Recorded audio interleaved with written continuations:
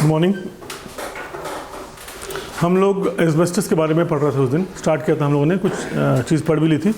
एक quick revision करते हैं, फिर उसके आगे कंटिन्यू करते हैं। एस्बेस्टस के बारे में आप लोग जानते होंगे कि asbestos is band all over the world in every developed country. अभी भी कई कंट्रीज़ में इसका इस्तेमाल होता है, बट उसके अपने रीज़न अलग होंगे। बट रियलिटी ये है कि asbestos is one of the most dangerous naturally occurring mineral जो मटेरियल है। इसके बहुत सारे फ़ायदे हैं, सो मेनी। फायर रेसिस्टेंट होता है, और उसके बाद इनर्ट होता है, किसी से रिएक्ट नहीं करता। फाइबर होता है, इससे शीट्स आप डेवलप कर सकते हैं। मजबूत बहुत होता है, वाटर प्रूफ होता है, दूसरे मटेरियल में आसानी से मिल जाता है। इन सब क्वालिटीज़ की वजह से इसका बहुत ज़्यादा इस्तेमाल होना शुरू हुआ, और इस्तेमाल होने के साथ साथ धीरे धीरे जब हालांकि इसकी खोज जो है हिस्ट्री में BC बिफोर क्राइस्ट, यानी 4000-5000 साल पहले से भी मिलता है। और ये भी लोग जानते हैं कि इसका इस्तेमाल करने से लोग में जो काम करते हैं उसमें लोग मरते भी हैं। लेकिन ऑक्यूपेशन लेवल पे इसको कभी इस लेवल पे नहीं लिखा गया जैसे कि इस सदी के शुरू से देखा गया। इसकी पूरी हिस्ट्री है, वो हमने उस दिन पढ़ी थी। एस्बेस्टस का मतलब होता है इनएक्सटिंग्विशेबल, यानी ख़त्म ना होने वाला। Okay, asbestos is a serious health hazard commonly found in environmental today. Employees who may work in building that contains asbestos should know where it is found and how to avoid this exposure. ये हमने already पढ़ लिया था। ये इसकी history है। 1st century AD प्लाइनी जो है, इसने पहली बार इस बारे में डिस्कस किया था, लिखा था। ठीक, the Greek recognise that not everything about asbestos is good. लोगों ने इसके बारे में डिस्कस किया। अब आते हैं हम इधर 1918 से प्रॉपरली लोगों को समझ में आ गया 19th सेंचुरी से कि ये ख़तरनाक चीज़ है। और इसकी वजह से जो प्रूडेंशियल कंपनी है, इंश्योरेंस कंपनी, प्रूडेंशियल बहुत बड़ी कंपनी है, जिसने 1983 में वर्ल्ड कप कराया था, जिसके ऊपर वो फिल्म भी बनी थी अभी।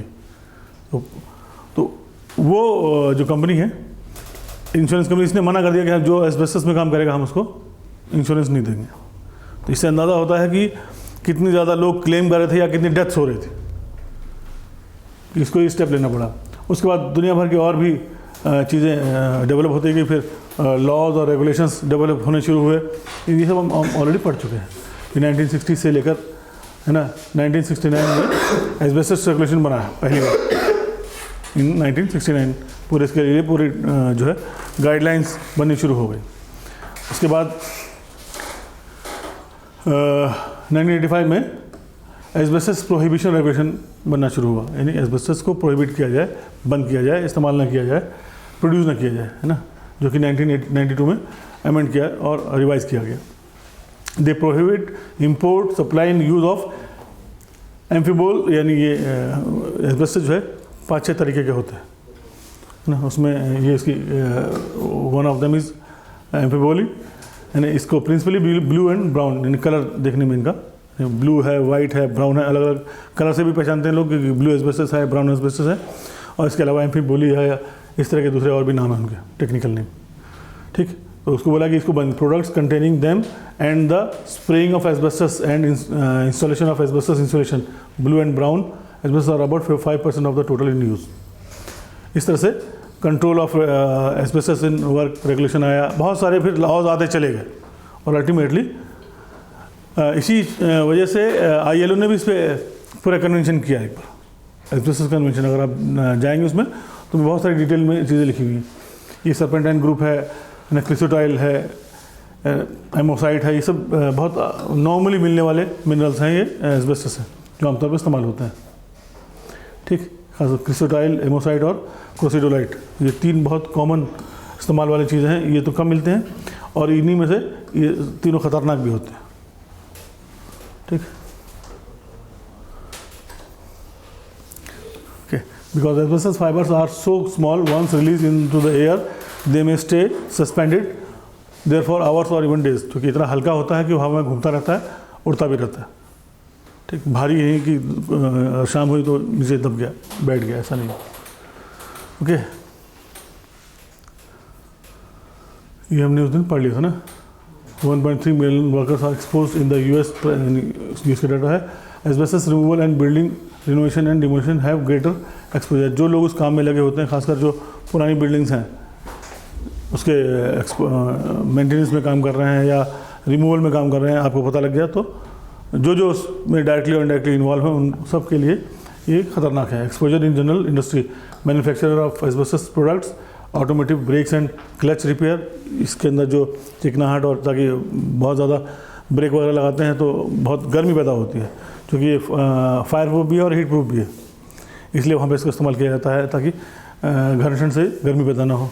And house keeping and custodial work, ये सब के सब जो है ये सारे प्रोडक्ट्स हैं इसके। एडेसिव में इस्तेमाल होता है, सीमेंट में इस्तेमाल होता है, मोर्टार यानी जो मसाला बनाते हैं ना सीमेंट सब मिला के प्लास्टर करने के लिए वो है ना, सीलर्स दुनिया भर के सीलिंग करने के लिए उधर भर दिया कि वहाँ से निकलेगा नहीं है ना, mill board, brake lining, clutch pad, ये सब इसमें इस्तेमाल होता है। ये सारी चीज़ें हैं जो आमतौर पे एस्बेस्टस का इस्तेमाल करती हैं। और आप देख लीजिए कितने प्रोडक्ट्स में इस्तेमाल होता है, cement pipe, cement board, sheet, plastic, clay, compounds, paint, plaster, electrical mechanical products, home use, cigarette, pipe, covering, protective clothing, ये सब जगह इसका इस्तेमाल है। यानी एस्बेस्टस का इस्तेमाल इतना ज़्यादा है। हम लोग को सिर्फ खाली सीमेंट की चादर नज़र आती है घरों की, हालांकि इन सब जगह, और हम लोग इसीलिए डायरेक्टली इनडायरेक्टली इससे जुड़े हुए एक्सपोज हैं ज़्यादा। ठीक, ये घर में बताया कि कहाँ पे पॉसिबिलिटी है इसकी। ये सब वो लोग हैं इनका जो इस प्रोफेशन में जुड़े हुए हैं वो औरों के मुकाबले में ज़्यादा एक्सपोज हैं एस्बेस्टस से, जिसमें कि प्लम्बर्स हैं, डिमोलिशन वर्कर्स हैं, कंस्ट्रक्शन में जो काम करते हैं वो लोग हैं, रूफर्स हैं जो छत का काम करते हैं, मैकेनिक लोग और फर्स्ट रिस्पॉन्डर।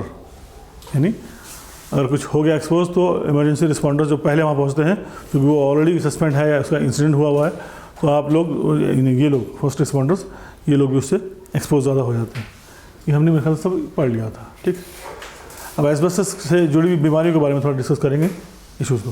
ठीक, एस्बेस्टोसिस एक बीमारी, लंग कैंसर, मेसोथेलियोमा और प्लूरल थिकनिंग, ये 3-4 मेजर बीमारियां हैं जो इससे होती हैं, और इस सब के सब जानलेवा है ना। ये तो कैंसर ही है, लंग कैंसर भी कैंसर है, एस्बेस्टोसिस जो है ये कैंसर तो नहीं है, लेकिन ये इतनी क्रिटिकल कंडीशन पैदा कर देता है कि आदमी दम घुटने से मर जाता है ना। उसके अलावा प्लूरल थिकनिंग भी कैंसर नहीं है, लेकिन और दूसरी बीमारियों को वो पैदा करता है।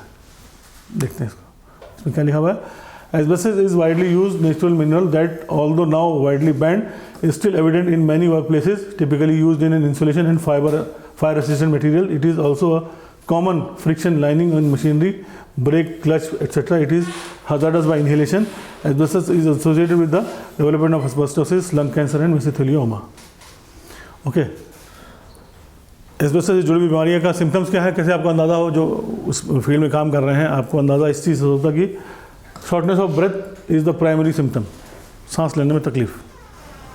ठीक, दूसरा, a persistent and productive cough, लगातार खांसी ख़त्म ही नहीं हो रही, आप दवा खा रहे हैं, पी रहे हैं, कुछ कर रहे हैं, लेकिन खांसी ख़त्म नहीं हो रही, और कफ आ रहा है, बलगम बहुत आ रहा है। ये चेस्ट टाइटनेस है ना, सीने में जकड़ सी महसूस हुई, अजीब सी तबीयत होती है, chest pain, loss of appetite, भूख नहीं लगना, dry cracking sound in the lungs while inhaling, सर्दियों में नहीं होती खांसी, बहुत अजीब से आवाज़ आती है, उसी तरह की आवाज़ आती है, वो तो दवा खाने से ख़त्म हो जाती है, ये उससे ख़त्म नहीं होती। यही डिफरेंस। अगर ये रेगुलरली दवा खाने के बाद आप क्या बोलते हैं इसमें नहीं, अच्छा पता कैसे लगता है कि ये एस्बेस्टस रिलेटेड है या नॉन एस्बेस्टस रिलेटेड है? जैसे इधर इतना नहीं है, जब आप डॉक्टर्स के पास जाते हैं तो पूछते हैं क्या काम करते हैं, कहाँ रहते हैं, तो जहाँ पे इन सब चीज़ों को बनाया जाता है, ख़रीदा जाता है, मेंटेनेंस किया जाता है, वो कुछ एरियाज़ हैं। अब आप वहाँ रह रहे हैं तो डॉक्टर्स को अंदाज़ा हो जाता है कि ये उस एरिया में एक्सपोज है ज़्यादा, या इस इंडस्ट्री में काम करता है, जो भी तरीके से उसको अंदाज़ा हो जाता है कि ये एस्बेस्टस से जुड़ा हुआ है, इसलिए इसकी खांसी अगर ख़त्म नहीं हो रही है तो फ़ौरन फिर वो इसकी टेस्टिंग के लिए बात करने लगता है। और अगर ऐसी जगह पे नहीं रहते आप तो नॉर्मल दवा देगा, उसके बाद अगर ठीक हो जाएंगे।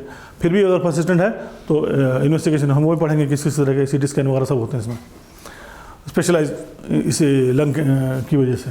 तो ये नॉर्मल साइंस एंड सिम्टम्स हैं एस्बेस्टस से अगर आप या जो भी वर्कर अफेक्टेड है उनके लिए। ठीक, आप वर्कर्स को ये बात समझा भी सकते हैं कि अगर इस तरह की चीज़ें आ रही हैं और इसे सीमेंट से जुड़े हुए काम कर रहे हैं, प्लास्टर से लगे हुए काम कर रहे हैं, इंसुलेशन में है, तो आपके कंपनी के अंदर ही इस तरह के वर्कर्स होंगे, तो आपको अंदाज़ा हो जाएगा हाँ तुम ये काम करते हो, तुम डॉक्टर को दिखाओ। और आपने नोट भी लिख दिया कि he is working with ACM। ACM का मतलब उस दिन पढ़ा ना, ACM, asbestos containing material. ACM तो आपने जब गए बोला कि डॉक्टर को जाना तो ये दिखा देना पर्ची, तो डॉक्टर को समझ में आ जाएगा कि हाँ ये आदमी एस्बेस्टस से जुड़े हुए काम में लगा हुआ है, तो उसको टेस्टिंग का क्राइटेरिया बदल जाएगा।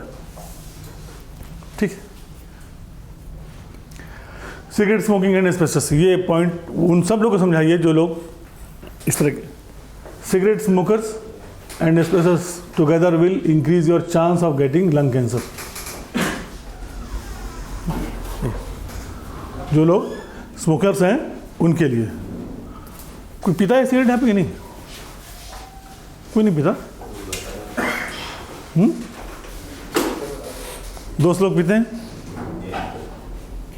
अच्छा, अच्छी बात, नहीं पीते तो मत पीजिए। अच्छी, okay. If you have been expose to asbestos you should stop smoking. अगर आप कंस्ट्रक्शन में हैं, मोटा मोटा मान के चलिए कंस्ट्रक्शन इंडस्ट्री में, क्योंकि वहाँ पर आपको सीमेंट और प्लास्टर ये सब चीज़ें, मतलब आप घूमने फिरना, इंस्पेक्शन करने जाना, टहलना है ना, वॉक थ्रू करना, कुछ भी करना वहाँ पर, तो आप डायरेक्टली इनडायरेक्टली उसमें अगर स्मोकर हैं तो वो एरिया आपके लिए ख़तरनाक है। आप मेंटेनेंस इंडस्ट्री में हैं, क्या बोलते हैं, ये जो गाड़ियाँ वगैरह उनके मेंटेनेंस में, तो भी एक्सपोज ज़्यादा हैं, स्मोकर्स हैं आप, तो है ना, इस तरह की जो भी चीज़ें हैं। This may be the most important action that you can take to improve your health and decrease your risk of cancer. क्या? स्मोकिंग। ओके, एस्बेस्टस ये एक बीमारी है। देखिए अभी हम एस्बेस्टस के बारे में पढ़ रहे थे, इससे पहले हमने आ गया एस्बेस्टोसिस, इसके बारे में पढ़ते हैं हम। एस्बेस्टोसिस क्या है? कोलेजिनियस न्यूमोकिनोसिस। इस वर्ड को आप रिसर्च करिए, डिटेल में इसको लिख लीजिए और इसके बारे में वीडियो देखिए, इसके बारे में थोड़ा सा पढ़िए। कोलेजिनियस का मतलब क्या होता है और न्यूमोकिनोसिस क्या होता है? निमोनिया है ना, तो वो पी साइलेंट है इसका। तो ये वर्ड आपके लिए आज होमवर्क है, थोड़ा सा इस पर रिसर्च करिए कि क्या चीज़ है। ठीक, हम कल इसको फिर डिस्कस कर लेंगे एक बार। Induced when the fibres are inhaled into the lungs alveoli. Alveoli मालूम है किसे कहते हैं? मालूम है ना? एस्बेस्टोसिस क्या है? अभी आपने देखा ना, ये जो बहुत बारीक बारीक फाइबर हैं जो आपकी आंखों से नज़र में नहीं आते, जिसका जो 700 माइक्रोन्स इतने बारीक होते हैं, वो लंग यानी इनहेलेबल होते हैं और रेस्पिरेबल भी होते हैं। रेस्पिरेबल मतलब जो आपके लंग्स तक पहुंच जाते हैं, आखिरी हिस्से तक पहुंच जाते हैं। वहाँ तक पहुंचने के बाद वो चूँकि बहुत बारीक हैं और वो जाके एल्वेली में फंस जाते हैं, उसके आगे निकल नहीं सकते। तो जब वो चूँकि इतने पैने और शार्प होते हैं कि जैसे उसमें धंसते हैं तो अंदर फिर वो उसके जो आपके बॉडी का डिफेंस में, जो हमने पूरा डिटेल में पढ़ा है बॉडी कैसे डिफेंड करती है, तो उसके चारों तरफ क्या बोलते हैं, अलग अलग जो बॉडी के डिफेंस सिस्टम पे जो सेल्स हैं वो इकट्ठा होना शुरू हो जाते हैं। फिर उसको क्या बोलते हैं, फैगोसाइटोसिस और दुनिया भर के हमने जो प्रोसेस पढ़े थे उसके थ्रू उसको ख़त्म करने की कोशिश करते हैं, लेकिन ख़त्म कर नहीं पाते, क्योंकि इस मटेरियल की प्रॉपर्टी ऐसी है कि वो ख़त्म ही नहीं होती। ना उसको काट सकते हैं, ना खा सकते हैं, ना गलेगा वो, ना सड़े, कुछ नहीं। तो ज़्यादा से ज़्यादा जो डिफेंस सेल्स आप के उस पर आते चले आते हैं और चूँकि वो ख़त्म भी नहीं कर पा रहे हैं, अल्टीमेटली वो सड़ना शुरू हो जाते हैं। तो एक बार दूसरी लेयर आई, तीसरी लेयर आई, क्योंकि बॉडी से तो कॉल आ रही कंटिन्यूसली कि कोई दुश्मन है जिसको हमको ख़त्म करना है। तो एक आया, उसने ख़त्म नहीं कर पाया, वो ख़त्म हो गया, फिर दूसरा आया, तीसरा, और वो अल्टीमेटली रिस्पॉन्स चलता होता जा रहा है और वो ख़त्म भी नहीं हो रहा। अल्टीमेटली वो सड़ना शुरू हुआ और अल्टीमेटली उसमें चूँकि लंग्स का मेन फंक्शन क्या है? एक्सपेंड होना और कॉन्ट्रैक्ट होना, तभी तो आप सांस लेते हैं। तो इसी यही काम है, एक्सपेंशन नहीं होगा या कॉन्ट्रैक्शन नहीं होगा तो आप ना एयर इनहेल कर सकते हैं ना एक्सहेल कर सकते हैं। क्योंकि अब वो सेल थिक होने शुरू हो गए, वहाँ पे उसके ऊपर बहुत सारे स्कार डेवलप होने शुरू हो गए, जाली बननी शुरू हो गई, तो अब वो एक्सपेंड नहीं हो पा रहे हैं। जब एक्सपेंड नहीं होगा तो आप सांस ले नहीं पाएंगे। हाँ, वो जो कॉन्ट्रैक्शन और क्या बोलते हैं एक्सपेंशन नहीं हो पाता है, तो ज़ाहिर आप सांस नहीं ले पाते। आपके जो जितनी ऑक्सीजन चाहिए आपको उसमें से उस एयर में से, वो आप ले नहीं पा रहे हैं। जब आपके पास प्रॉपर ऑक्सीजन नहीं जा पा रही है तो ज़ाहिर है वो आपके ब्लड में भी नहीं मिलेगी ऑक्सीजन, और ब्लड के थ्रू पूरे बॉडी के एक एक पार्ट, एक एक सेल तक जाएगी वो, जो हर सेल को ज़िंदा रहने के लिए ऑक्सीजन चाहिए। बिलियंस ऑफ सेल्स हैं आपके उसमें बॉडी के अंदर, हर सेल को ऑक्सीजन चाहिए, नहीं तो वो मरना शुरू हो जाएगा। और ये काम हर 15-20 सेकंड में हो जाता है। पंप हुआ, 20-20 सेकंड में आपके बॉडी में पूरा ब्लड पंप होता है, और जब ब्लड पंप होता है साथ में हीमोग्लोबिन के साथ आपके ऑक्सीजन। अब वो हर बॉडी को जब प्रॉपर ऑक्सीजन नहीं पहुंचेगी तो अंदर अंदर वो ख़राब होना शुरू होगी, कमज़ोर होना शुरू होगा, सड़ना शुरू होगा, बीमारी वो अपने आप को डिफेंड नहीं कर पाएगी। फिर कोई भी बीमारी होगी तो वो आपको घेर लेगी, क्योंकि आपके अंदर प्रॉपर अब स्ट्रेंथ नहीं है। दम घुटना शुरू हो गया, सेल्स का दम घुटना शुरू हुआ, यानी आपका दम घुटना शुरू हुआ। ये सारी कहानी इसी तरह शुरू होती है। वो एल्वेली एक एक शार्प जो स्टिंग है, वो जो उसमें धंस रही है, उसका ये काम है कि अंदर अंदर घाव करना शुरू कर देती है और अंदर अंदर सड़ाना शुरू कर देती है। और ये चीज़ें शुरू में नज़र नहीं आती, जब वो इतनी डेवलप हो जाएगी तब आपको समझ में आता है कि हाँ ये तो बहुत मामला आगे बढ़ चुका है। इसीलिए ऑक्यूपेशनल हेल्थ को हम क्रॉनिक इश्यूज़ कहते हैं। क्रॉनिक इश्यूज़ का मतलब जो बहुत धीरे धीरे डेवलप होते हैं, एक एक्यूट और एक क्रॉनिक। हेल्थ में 2 टर्म्स चलती हैं। एक्यूट इफेक्ट, फ़ौरन आपने कोई गैस इनहेल किया, आप बेहोश हो गए फ़ौरन, लेकिन आपने फ़ौरन एक्शन लिया, ठीक भी हो गए।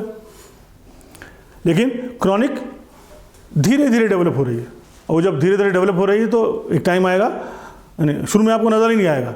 इसीलिए बहुत सारे इस तरह के जो ऑक्यूपेशंस होते हैं जहाँ पे इस तरह के एक्सपोजर ज़्यादा होते हैं, वहाँ पर आप हेल्थ सर्वेलेंस रेगुलरली करते हैं, हर महीने, 2 महीने, 3 महीने, 6 महीने पे करते रहते हैं। 2 तरह के हमने सर्वेलेंस भी पढ़े थे जब पढ़े थे। एक हेल्थ सर्वेलेंस होता है, एक बायोलॉजिकल सर्वेलेंस होता है।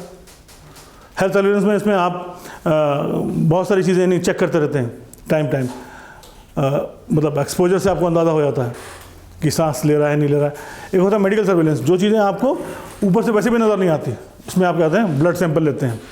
आप बीमार पड़ते हैं तो आप ऊपर से आप अगर नज़र नहीं तो डॉक्टर बोलते हैं ब्लड टेस्ट करा लो भाई, उसको बायोलॉजिकल मॉनिटरिंग कहते हैं, है ना, बायोलॉजिकल सैम्पलिंग कहते हैं उसको। तो उससे आपके जो थूक से है, आपके पेशाब से, आप जो मॉइस्चर मुंह से निकलता है उससे, ब्लड से, इनको एज अ सैंपल इस्तेमाल किया जाता है कि कौन सी चीज़ इफेक्ट कर रही है, तो आपको पता लग जाता है। तो दोनों जो है आपको मॉनिटरिंग चाहिए, बायोलॉजिकल मॉनिटरिंग और हेल्थ मॉनिटरिंग, ठीक। इसीलिए जब जैसे एस्बेस्टस में जो लोग लगे हुए हैं या इस तरह के बहुत सारे ऑक्यूपेशंस हैं, नॉइस है, वाइब्रेशन है, इन सब का रेगुलर मेडिकल चेकअप होना चाहिए, बायोलॉजिकल मॉनिटरिंग होनी चाहिए, जैसे जैसे रिक्वायरमेंट है, ठीक। और हर चीज़ के लिए रेगुलेशंस या गाइडलाइंस हैं, लॉ कहता है इन चीज़ों के लिए, और सब एम्प्लॉयर की रिस्पॉन्सिबिलिटी। आपको मैं सब इसलिए बता रहा हूँ, दिस इज़ योर जॉब, कि किस इंडस्ट्री में आप हैं, वहाँ के लॉ क्या कहते हैं। मतलब इस तरह के चीज़ों में जो लगे हैं, अगर आपने नहीं बताया और लोग बीमार पड़ने लगे, आपको रखा किस लिए है, आप बताइए। ऑक्यूपेशनल हेल्थ, आप ऑक्यूपेशनल OHS कहते हैं ना, आप ऑक्यूपेशनल हेल्थ एंड सेफ्टी। तो ऑक्यूपेशनल हेल्थ आपके साथ वो डेजिग्नेशन जुड़ा हुआ है, इसीलिए जुड़ा हुआ है कि आपने इसकी पढ़ाई करना है यहाँ पर बैठ के, है ना। ये जो सारी चीज़ पढ़ रहे हैं तभी तो आप बता पाएंगे, इसलिए आपको occupational health and safety officer कहते हैं, ओके। तो एस्बेस्टोसिस क्या है, collagenous pneumoconiosis induced when fibers are inhaled into the lungs alveoli and then migrate into the surrounding tissues. The fibrotic reaction, fibrotic reaction क्या है, उसके ऊपर जब घाव हुआ तो जाली बना देना, जैसे कि आप कट जाता है तो खून आगे थोड़ी थोड़ी जम जाता है, क्योंकि ऊपर जो आपके क्या बोलते हैं प्लेटलेट्स वगैरह हैं वो आगे जम जाते हैं और एक जाली बन जाती है, आपका ब्लड ऊपर से निकलने नहीं पाता ना, वो शील बना देते हैं। इसी तरह से इसमें ये काम भी होता है। The fibrotic fibre reactions caused by the asbestosis lead to the progressive development of inelastic scar tissues. Inelastic यानी उसके अंदर जो इलास्टिसिटी है, जो फैलने को सुगड़ने वाली ताकत, वो कम करने लगता है। And thickening of the pleural membrane, thickening एक के ऊपर दूसरा जमता चला जाएगा, थिक होता चला जाएगा। प्लूरल मेम्ब्रेन, आपके जो लंग्स के ऊपर की जो लेयर है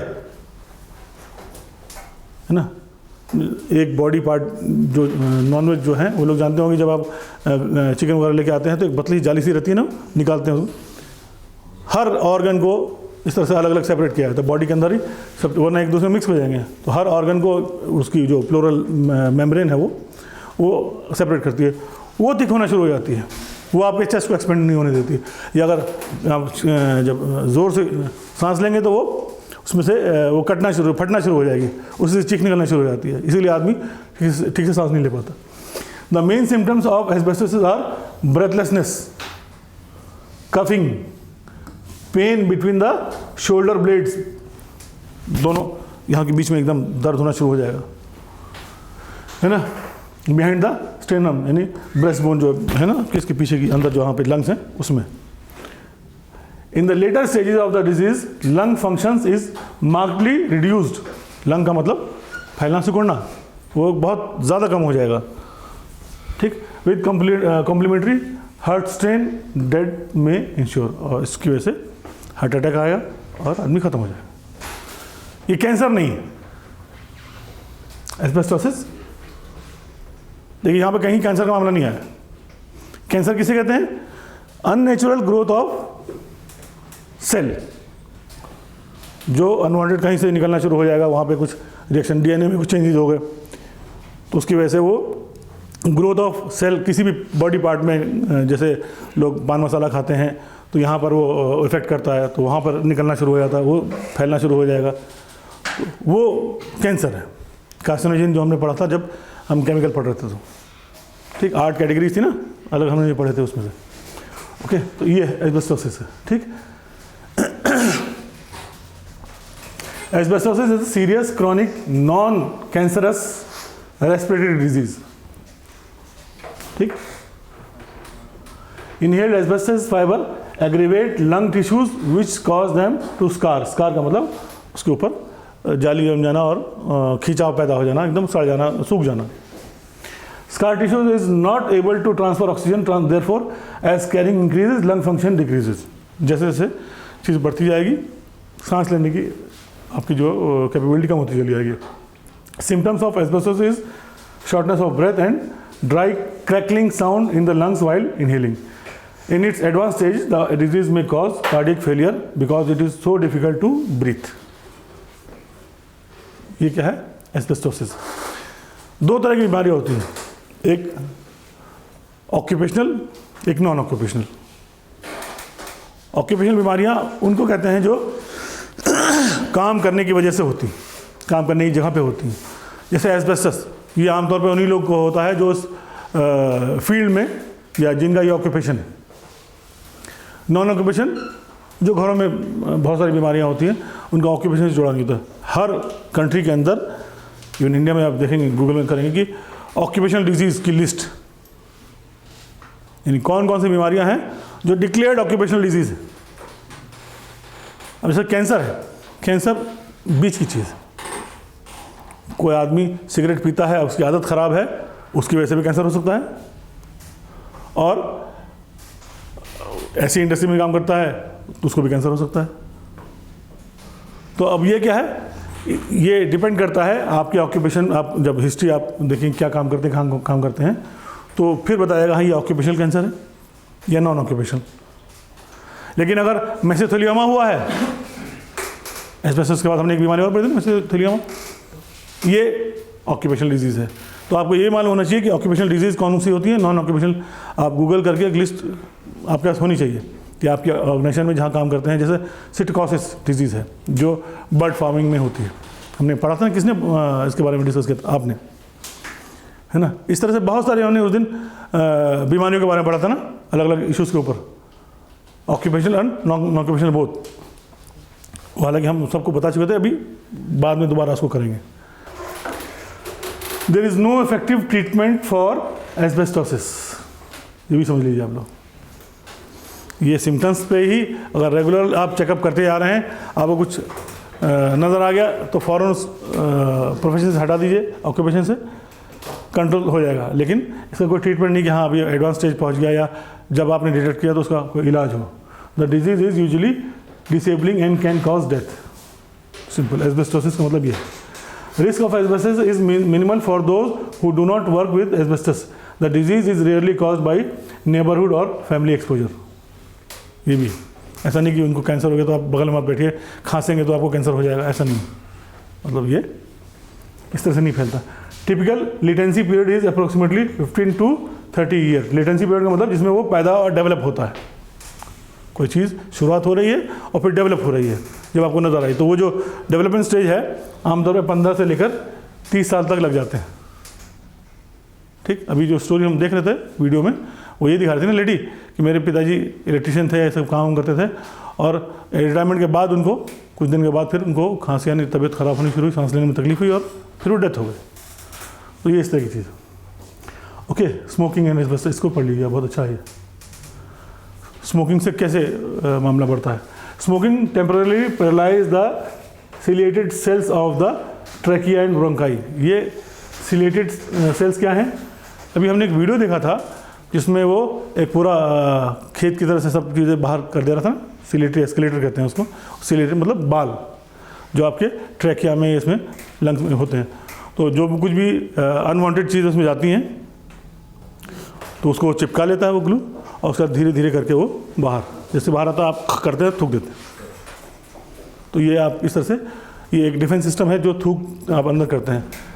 स्मोकिंग क्या करता है? इस प्रोसेस को पैरालाइज कर देता है। ये इसका काम है जो स्मोक होती है उसके अंदर। Smoke temporarily paralyse the ciliated cells of the trachea and bronchi. These ciliated cells line the trachea and bronchi walls and provide the escalator like action। ये जो ciliated cell जो है वो ये escalator की तरह काम करते हैं ना।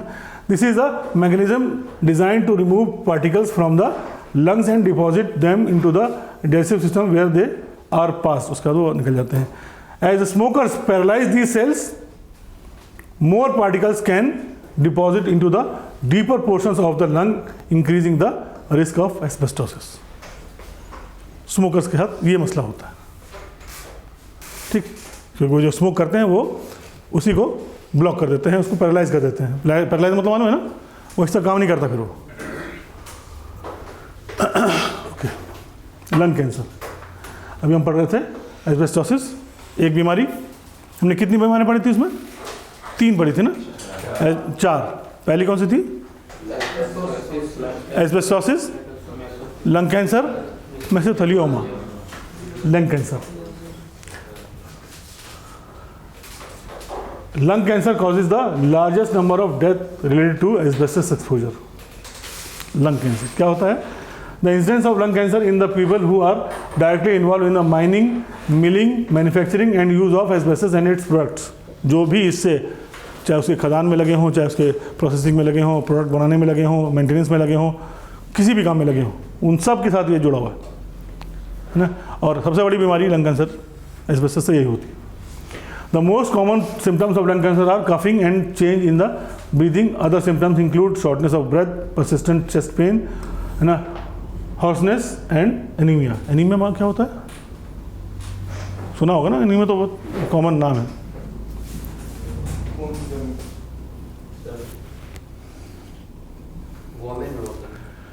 नहीं, किसी में हो सकता है, उसमें ज़्यादा हो सकता है ना।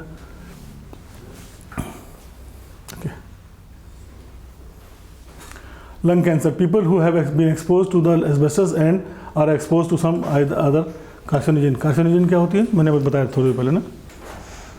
carcinogen वो एलिमेंट्स जो कैंसर पैदा करते हैं। उन 8 कैटेगरीज में जो हमने पढ़ी हैं पिछली बार, ठीक, कि टॉक्सिक है।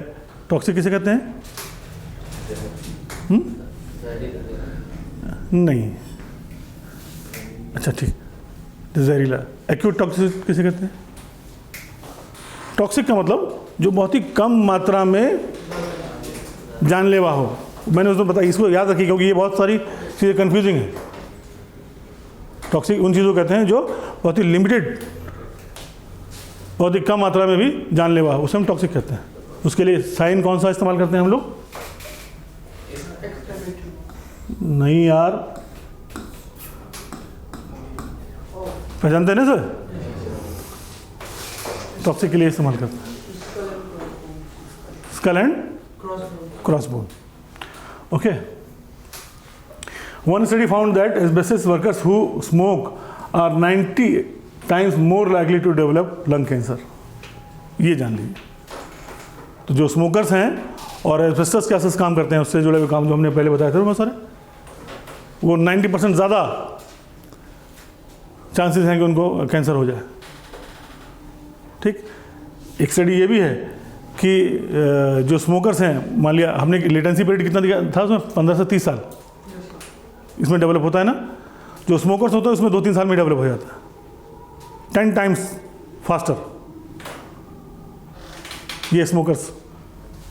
ठीक, okay. Smoking has a synergistic effect.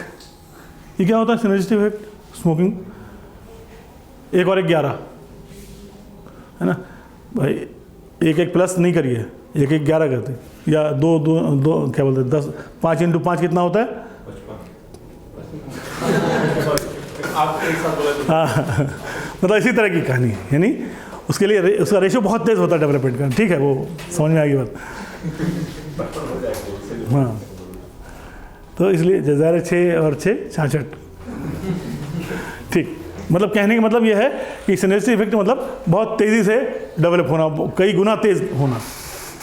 ठीक, ये smoking has synergistic effect with the asbestos exposure. ये ओके, ये चारों बीमारियां हैं जो हमने जाननी चाहिए। ये तो हमने पढ़ लिया ना। Cancer of the lung tissue, the risk of person working with asbestos of contracting lung cancer has been shown in the. अच्छा ठीक, मेसोथेलियोमा बचाए ना। ये क्या होता है? अभी हम चलते हैं आगे, पढ़ते हैं इसको। प्लूरल थिकनिंग क्या है? ये मैंने बताया था ना आपको, जो आउटर लाइनिंग होती है आपके जी, उसको वो थिक हो जाती है। Thickening of the lining tissues of the lung, sometimes known as diffuse pleural thickening, that causes breathing difficulties. People at risk from asbestos include those worker with lagging and heating installation. तो हम कई बार पढ़ चुके हैं। Okay, मेसोथेलियोमा ये cancer है pure, asbestos से ही जुड़ा हुआ है प्योर। एक तो लंग कैंसर है, लंग कैंसर कई वजह से हो सकता है, स्मोकिंग की वजह से हो सकता है, और भी बहुत सारी वजह हो सकती है, एस्बेस्टस भी वजह हो सकती है, लेकिन mesothelioma is purely related to asbestos. Okay, asbestos exposure is the primary cause of mesothelioma. Inhaled or ingested asbestos fibers may cause an inflammation of the internal tissues and disrupt organ function, which leads to the development of mesothelioma. Asbestos products were used extensively in the 20th century throughout the world in the wide variety of applications. Asbestos companies continued to produce these products even after they were known to be hazardous to worker. These products were reasonable for asbestos exposure sustained by the individual. ये आगे उसको पढ़ते हैं। Okay, renovation in and construction. Renovation किसे कहते हैं? पूरा चेहरा बदल देना है, नया कर देना, घर को आप पूरा रिनोवेट कर रहे हैं, प्लास्टर चेंज हो रहा है, टाइल चेंज हो रही है, पेंट कर रहे हैं, तो रिनोवेट कर रहे हैं ना। मेंटेनेंस क्या होता है? कोई चीज़ टूट गई उसको सही कर देना, तो मेंटेनेंस की बात नहीं हो रही है। रिनोवेशन में आप घर पुराना हो गया, इसमें इस बार पूरा रिनोवेट कर देंगे, तो इसमें ये लगा देंगे, वो लगवा देंगे, है ना, पूरा पीओपी करवाएंगे, खूबसूरत सा करवाएंगे, उस तरह से। तो ऐसा काम। और construction also poses high risk areas of the exposure. People also may have been expose asbestos contaminated.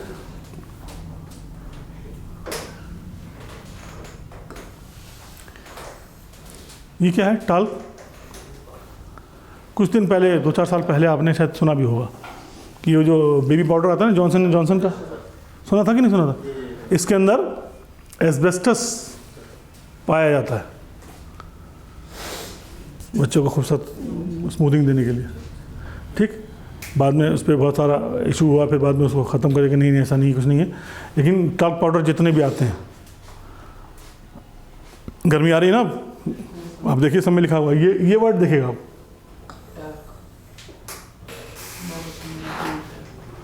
है ना, इसमें ये पाया जाता है। Okay, many workers were put at risk at commercial and industrial locations including refineries, power plants, steel mills, auto production facilities and large construction sites. ये सारे के सारे मेसोथेलियोमा से जुड़े हुए इश्यूज हैं. Some of the occupations of workers at risk include electrician, जो अभी वीडियो देख रहे थे, plumbers, boiler makers, carpenters, mechanic, machinists and more. इस तरह के जितने भी प्रोफेशन में, यानी तकरीबन कोई भी प्रोफेशन ऐसा नहीं है जिसमें आप एस्बेस्टस से बचे हो. जहाँ पे इलेक्ट्रिकल इश्यूज़ हैं, जहाँ फायर इश्यूज़ हैं, जहाँ हीट इश्यूज़ हैं, जहाँ पे मेंटेनेंस का इशू है, कंस्ट्रक्शन का इशू है, सब जगह एस्बेस्टस का कहीं ना कहीं इन्वॉल्वमेंट है उनके प्रोडक्ट्स में या उसके मेंटेनेंस में. Okay. Additionally if you live in with someone who was regularly expose to asbestos and wash their clothes, you could be at the risk. साथ में कपड़ा सूख रहे हैं, उसी में से आपका कपड़ा धो रहे हैं, एक जगह रह रहे हैं, कपड़ा झाड़ रहा है, तो उसमें तो एस्बेस्टस की पॉसिबिलिटी ज़्यादा है. तो चूँकि आप साथ में रह रहे हैं इसलिए, ये नहीं कि वो है तो वो छींकेगा खांसेगा तो आपको बीमारी हो जाएगी, लेकिन वो जो रहने की वजह से बहुत सारी चीज़ें आपकी मिक्सअप हो रही हैं, उसकी वजह से इसके चांसेस बढ़ जाते हैं मेसोथेलियोमा में. Okay. Mesothelioma is a rare form of cancer that most often occurs in the thin membrane lining of the lungs, chest, abdomen and at heart also sometimes. तो ये सारी की सारी चीज़ें से जुड़ी हुई. Virtually all cases of mesothelioma are linked with asbestos. तो तकरीबन जितने भी अब तक केस पाए गए हैं उसमें कहीं ना कहीं मेसोथेलियोमा मतलब asbestos exposure. Approximately 2% of all miners and textile workers who work with asbestos contract mesothelioma. यानी जितने भी इस तरह की चीज़ जुड़े हुए हैं. Mesothelioma has an approximate latency period of 30 to 40 years, यानी 30 से 40 साल तकरीबन लग जाता है. ये हमने पढ़ लिया था ना. ओके. Welcome again. हम लोगों ने एस्बेस्टस के बारे में मेरे ख्याल से अब अच्छी खासी डिटेल आपको समझ में आ गई होगी कि एस्बेस्टस क्या चीज़ है, क्या हिस्ट्री है, कितनी ख़तरनाक है, कितने टाइप की होती है, कौन कौन से ऑक्यूपेशंस में उसका इस्तेमाल होता है, कहाँ कहाँ पाई जाती है, उसे किस किस तरह की बीमारियाँ होती हैं. ऑलमोस्ट चीज़ें है ना हम लोगों ने कवर कर ली हैं. कुछ अब छोटी मोटी चीज़ें बची हैं, उसको हम जल्दी कवर कर लेंगे. पैथोजेनेसिस यानी कैसे फैलती हो एस्बेस्टस की बीमारियां, किस तरह से फैलती हैं, लिखा ना है. The manner of development of this disease क्या है. Asbestos fibres induce pathogenic changes. Pathogenic का मतलब मालूम है आपको? हाँ, पैथोजेन का मतलब हाँ वो एजेंट्स या वो चीज़ें जो बीमारी पैदा करती हैं. जैसे इसको हम जब सेफ्टी में बात करते हैं तो उसमें क्या नाम लेते हैं? Hazard. Hazard is anything which has the potential to cause harm. जो नुकसान पहुंचाए उसे हम हज़ार्ड कहते हैं. जो बीमारी फैलाए उसे पैथोजन कहते हैं. हर वो चीज़ जो आदमी को बीमार करे वो पैथोजन है. ठीक. तो asbestos fibre induce pathogenic changes. जो फाइबर हैं वो जो आपको बीमार करे उन चीज़ों को चेंज करते हैं. कहने का मतलब यह है एस्बेस्टस के फाइबर आपके बॉडी के अंदर, आपके लंग्स के अंदर, आपके सेल्स के अंदर उस तरह की चीज़ों को डेवलप करते हैं जो बीमार कर दें आपको. जैसे direct interaction with the cellular macro molecules. अभी सब बायोलॉजी की चीज़ें हैं, डेप्थ में जाने की ज़रूरत नहीं है. सिर्फ ये जान लीजिए कि फाइबर जो है ना इसके, ये मैक्रो मॉलिक्यूल का मैंने यहाँ पे डेफिनेशन दी हुई है. प्रोटीन्स वगैरह इस तरह जितनी भी चीज़ें हैं ना, macromolecules is a very large molecules such as protein. They are composed of thousands of covalently bonded atoms. ये जाके उसमें चेंजेस कर देते हैं. उसकी वजह से प्रोटीन हर जगह इस्तेमाल करते हैं आप पूरी बॉडी के अंदर, तो हर जगह बीमारी फैलने शुरू हो जाती है. Generation of reactive oxygen species. ये क्या होती है? Reactive oxygen species are highly reactive chemicals form from O2. ऐसी चीज़ को जनरेट करता है जो बहुत जल्दी रिएक्टिव, जैसे यहाँ पे पढ़ा ना, परऑक्साइड, सुपर ऑक्साइड, हाइड्रोक्सिल, ये सब जितने भी चीज़ें हैं जो बहुत ज़्यादा रिएक्टिव है. तो कोई भी बीमारी होगी एक तो उसको डेवलप कर रहे हैं और उसको जल्दी रिएक्ट करके और बढ़ा भी रहे हैं. तो ये काम भी करती है. इसके अलावा other cell mediated mechanism. Cell mediation क्या होता है? Cell mediation immunity is the immune response that does not involve antibodies but rather involves the activation of macrophages. Macrophage क्या होता है? हमने एक बार पढ़ा था जब बॉडी डिफेंस सिस्टम कि जब वो जो अनवांटेड एलिमेंट्स बॉडी के अंदर चले आते हैं तो आपको चारों तरफ से वो घेर लेते हैं उन एलिमेंट्स को और फिर उसको खा जाते हैं, काट देते हैं ना। उसे मैक्रोफेजेस या फैगोसाइटोसिस सेल कहते हैं, है ना। मैक्रोफेज होते हैं वो, फैगोसाइटोसिस प्रोसेस को कहते हैं कि जो भी इस तरह की जो खतरनाक चीज़ें हैं आपकी बॉडी में पहुंच जाती हैं तो और सारे मैकेनिज्म को अगर फेल करते हुए जब आखिरी पहुंचते हैं तो वो मैक्रोफेज जो है उसको उन एलिमेंट्स को, उन अनवांटेड टॉक्सिक एलिमेंट्स को जो भी है उसको घेर लेते हैं आखिर में और उसको ब्रेक डाउन कर देते हैं छोटे छोटे हिस्से में, या तो उसको कंज्यूम कर देते हैं या उसको निकाल के बाहर कर देते हैं। उसे हम ये क्या करती है ना, अदर सेल मीडिएटेड ये जो है उसको भी ख़त्म करनी, जो उसको खाने पीने की चीज़ें होती हैं जो डिफेंस सेल्स मैक्रोफेज उसको भी खत्म कर देता है। Cell mediation immunity is an immune response that does not involve antibodies but rather involve the activation of macrophages and N cells, the production of anti specific cytotox, ये सब जितनी भी चीज़ें हैं वो उनको डेवलप होने नहीं देती। तो ये एस्बेस्टस इस तरह से आपके बॉडी में सेल्स में अंदर तक इफेक्ट करता चला जाता है, इसलिए आपको ये कैंसर होता है। Okay, these changes can lead to cell injury, fibrosis and possibly cancer.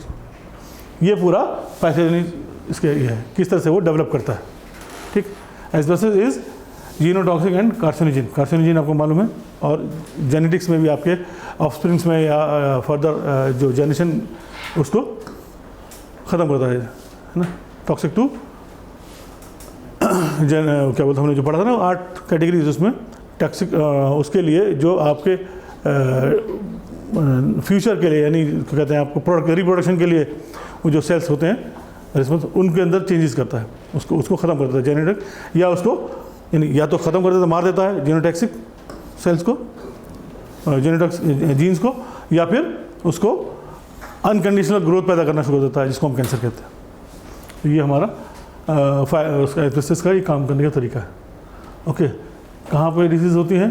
ये रेस्पिरेटरी डिजीज़ होती हैं और नॉन रेस्पिरेटरी डिजीज़, ये सारी जो है रेस्पिरेटरी डिजीज़ है ना। पेरिशिमल asbestosis, asbestos related pleural abnormalities हम ऑलरेडी पढ़ चुके हैं, इसलिए हमको है ना पढ़ने की ज़रूरत नहीं। ट्यूमर वगैरह, अदर एक्स्ट्रा थोरेसिक कहते हैं गले से जुड़ी हुई चीज़ें, लंग से जुड़ी हुई। ठीक, तो कोलोन कैंसर है ना, possibly cancer of लैरिंग्स, stomach, kidney, oesophagus, ये सारे के सारे हर टाइप के कैंसर की जड़ एस्बेस्टस है। ठीक, regular colon cancer screening for people age 50 years and above, screening for other extra thoracic यानी चेस्ट से जुड़ी हुई, गला, थोड़ा, इतनी एसोसिएट चीज़ें हैं उनसे जुड़ी हुई चीज़ें। ओके, रिस्क फैक्टर्स क्या क्या है रिस्क से जुड़े हुए हैं? Nature and extent of exposure, जितना दिन तक या जितना ज़्यादा आप एक्सपोज होंगे, ये एक फैक्टर है आपको ये क्या बोलते हैं एस्बेस्टस से रिलेटेड डिजीज़ को डेवलप करने में। आप बहुत ज़्यादा एक्सपोजर है तो बहुत जल्दी भी हो सकता है, या रेगुलर एक्सपोजर है बहुत दिन में भी हो सकता है ना। ये दोनों कंसंट्रेशन भी है इसमें और एक्सटेंड भी है। Concentration of asbestos fibre, duration of exposure, frequency of exposure, कितने दिन तक कितने बार कर रहे हैं, और सिगरेट स्मोकिंग देखिए अलग से लिखा हुआ है इसके लिए। ये सब वो फैक्टर्स हैं जो asbestos related disease mesothelioma, lung cancer और एस्बेस्टोसिस को बढ़ावा देते हैं।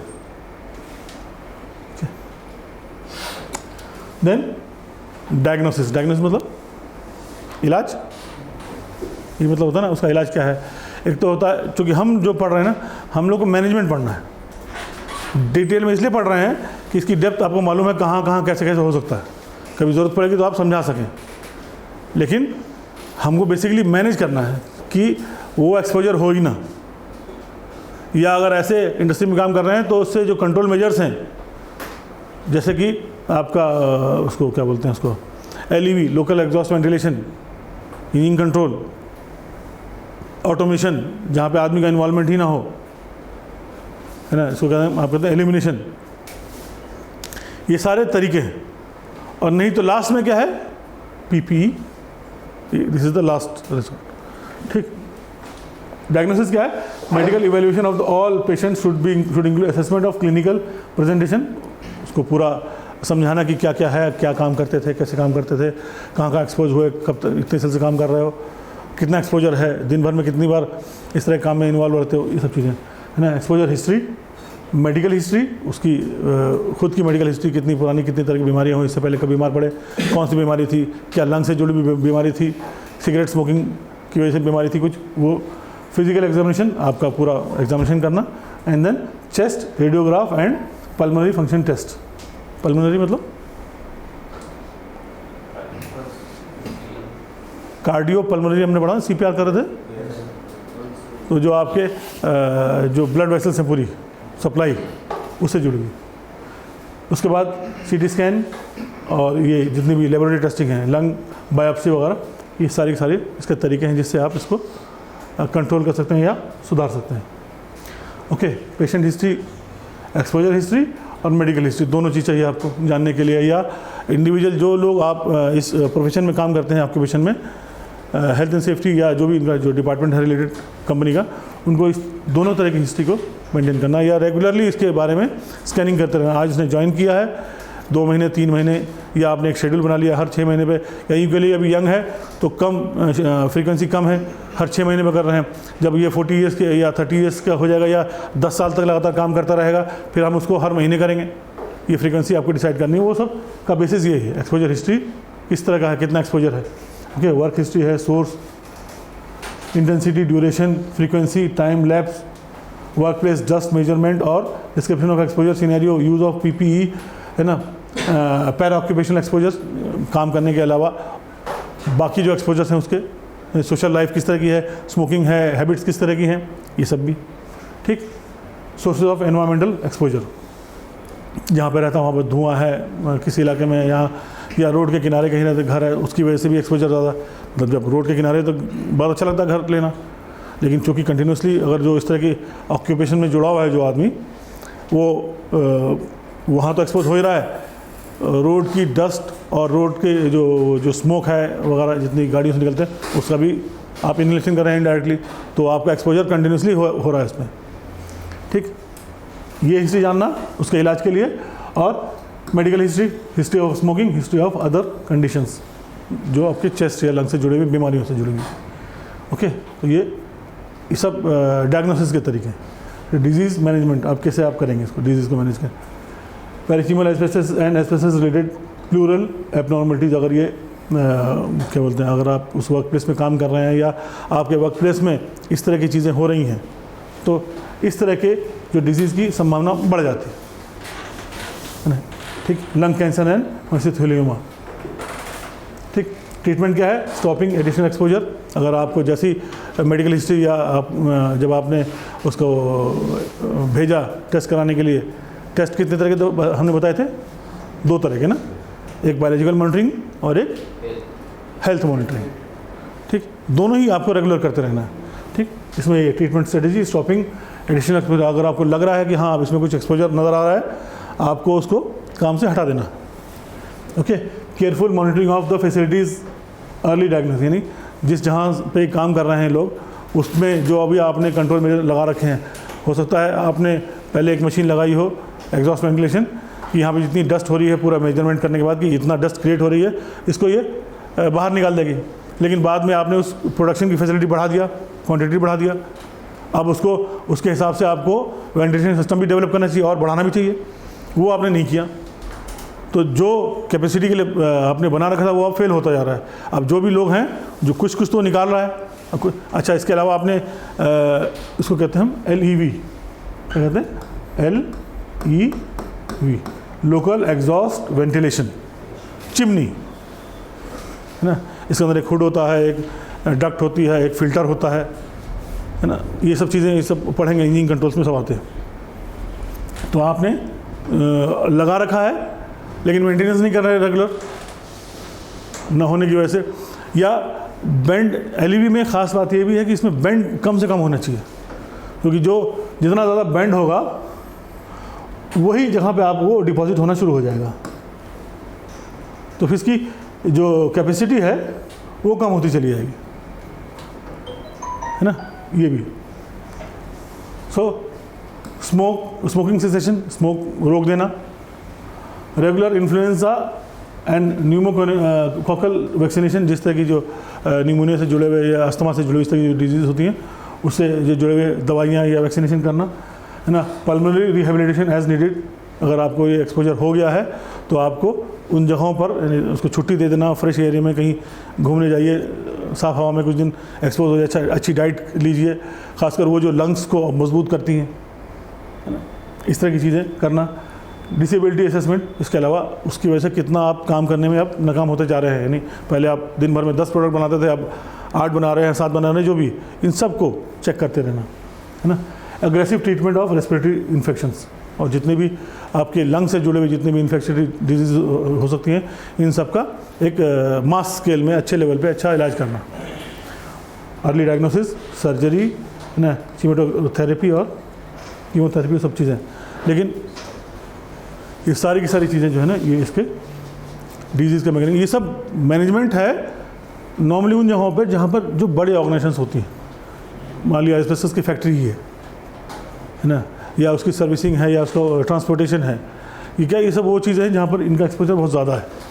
इसके अलावा कंस्ट्रक्शन में जहाँ पे ड्राई सीमेंट का इस्तेमाल ज़्यादा है, ड्राई सीमेंट मतलब जैसे ब्रिज कंस्ट्रक्शन है, तो वहाँ पर ड्राई सीमेंट का इस्तेमाल कम है, यानी एक्सपोजर कम है, इसलिए कि सीमेंट ट्रक्स आ रहे हैं, वहाँ पे खाली वो गिर रहे हैं, तो वहाँ पे स्किन से जुड़े हुए तो प्रॉब्लम्स हो सकती है, लेकिन लंग से जुड़े हुए इन्फेक्शन के चांसेस कम है।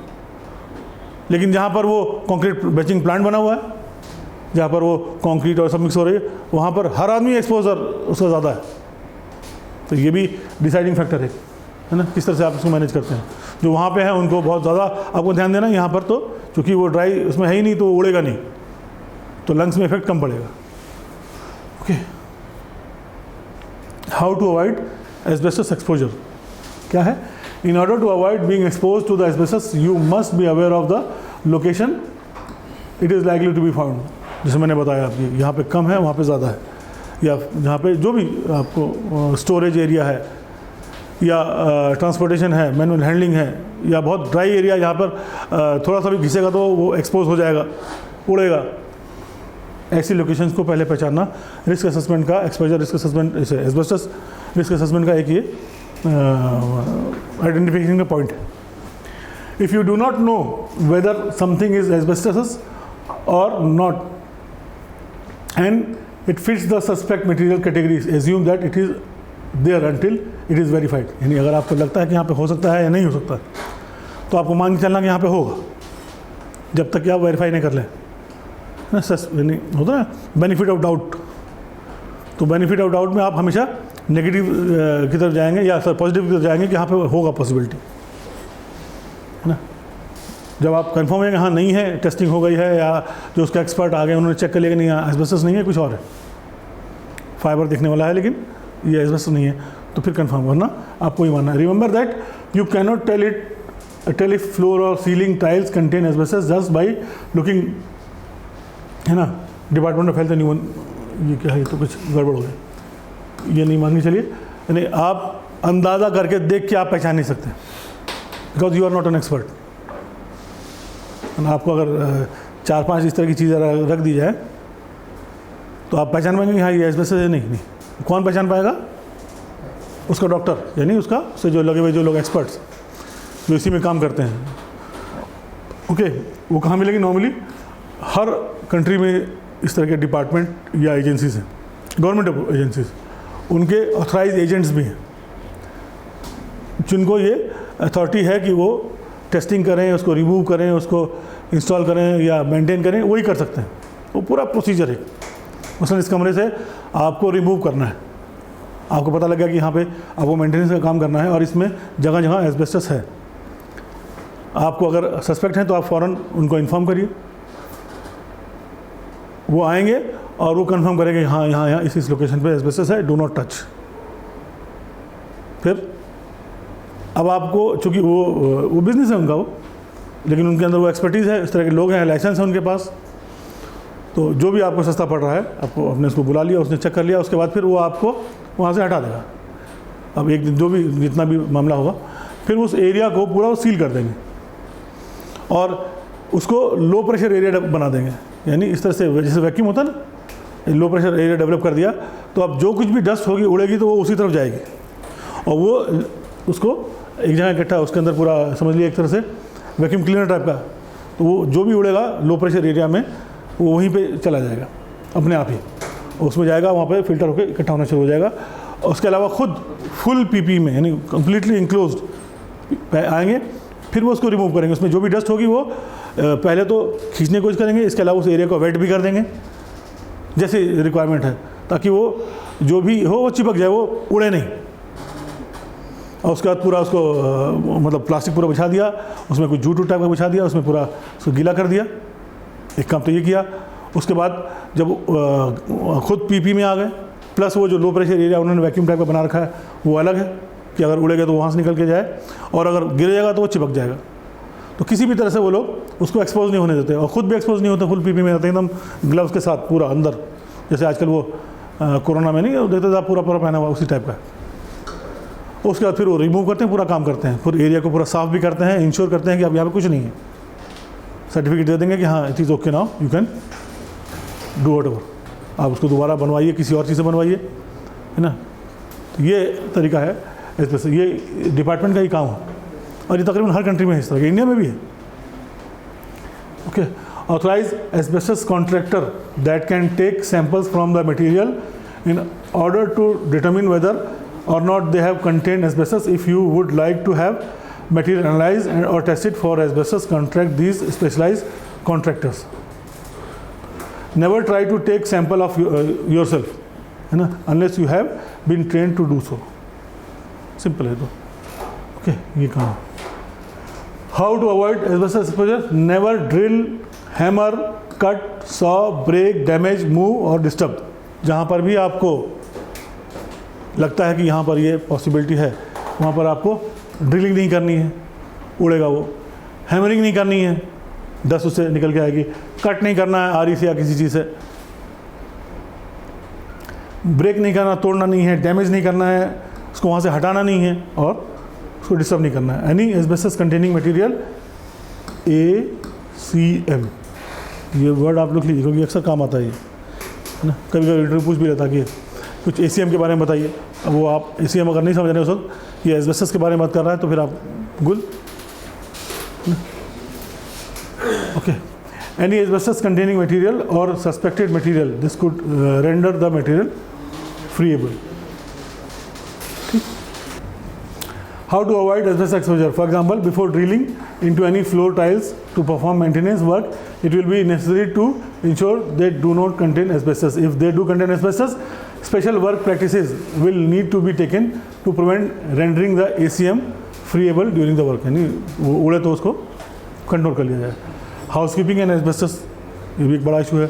हाउसकीपिंग एंड कस्टोडियन, कस्टोडियन कौन? जो उसका मालिक, हाउसकीपर्स जो सफाई करने वाले, और जो उस घर का मालिक, दोनों अलग अलग हो सकते हैं। न कॉन्ट्रैक्टर है वहाँ, या एक घर है उसमें बहुत सारे मटेरियल है, तो घर का मालिक है वहाँ पर, और एक दूसरा हाउसकीपिंग करने वाला उसका, है ना। शुड नेवर सैंड और ड्राई, सैंड मतलब रगड़ना, घिसना उसको, ठीक। बफ एस्बेस्टस कंटेनिंग मटेरियल, यानी बफिंग, चिकना करते हैं बहुत, पफिंग और बफिंग करते हैं उसको, एकदम बहुत ही पॉलिश मटेरियल होता है, उसको तो लगाएंगे तो चमकना शुरू हो जाएगा। तो ये सारा काम asbestos containing floor tiles and only wet stripping methods should be used. Wet stripping मतलब पहले आप उसको गीला कर दीजिए, उसके बाद फिर निकालिए, ठीक। किसी भी तरह से वो हवा में नहीं उड़ना चाहिए। टोटल कंट्रोल मेजर में यही मतलब निकल के आया कि कुछ भी करेंगे आप जिसमें वो उड़ सकता है डस्ट की शक्ल में किसी, और आप इनहेल कर सकते हैं, उन सारी चीज़ को अवॉइड करना है। अच्छा, ये स्किन में भी घुस सकता है, घुसता है, तो ये नहीं कि खाली इनहेलेशन एक पार्ट है ना, थ्रू स्किन भी, आइज़ के थ्रू भी अंदर जा सकता है। इतना बारीक है कि वो अंदर घुस जाएगा, पता भी नहीं चलेगा। पाउडर में होता है ना, होता है अभी बड़ा अच्छा लग रहा है, ठंडा ठंडा कूल कूल वही। If absorption pads are required, they should be low abrasion pads and should be use at speed below 300 RPM। यानी अगर कुछ आप उसको घिसना भी चाह रहे हैं तो बहुत लो स्पीड से करेंगे, और उसको पहले गीला कर देंगे ताकि वो उड़े ना। जैसे आपने ड्राई कटिंग देखा, वो कंक्रीट वगैरह काटते हैं तो खूब धूल निकलती है, और कभी आप आरा मशीनों में जाएँ, वहाँ पे क्या करते हैं, पानी डालते रहते हैं, वो वेट कटिंग होती है ताकि उसमें से डस्ट ना निकले। Okay, asbestos spill, it is important to report any damage asbestos containing material ACM to concerned department or your supervisor immediately. If for example you discover some sprayed on asbestos insulation has been knocked off of a ceiling or wall, this would be considered a spill. यानी अगर वहाँ से उड़ रहा है उसको spill कहते हैं normally, ठीक है। Do not attempt to clean up spills by yourself. Only inform the authorized contractor, they will do it. Okay.